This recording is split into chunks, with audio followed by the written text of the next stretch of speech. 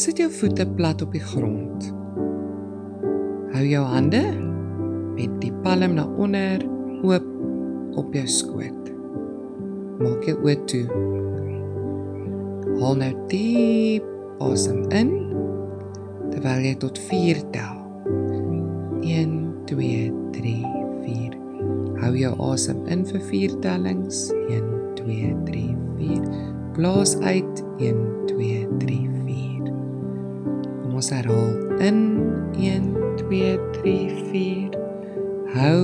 1, 2, 3, 4. Uit. 1, 2, 3, 4.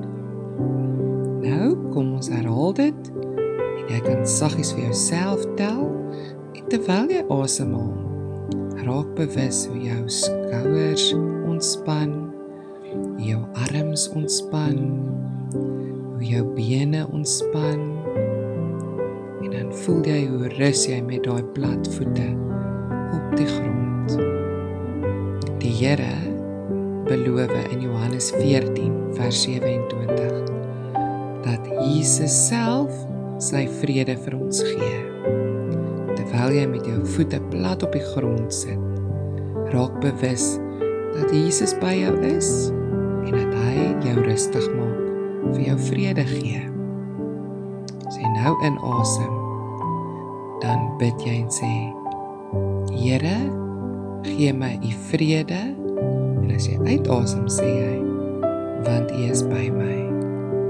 So asem in, Here, gee my u vrede, uitasem, want u is by my.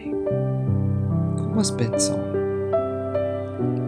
Here, dankie dat niks te groot is vir u nie, ook nie hierdie eksamen nie.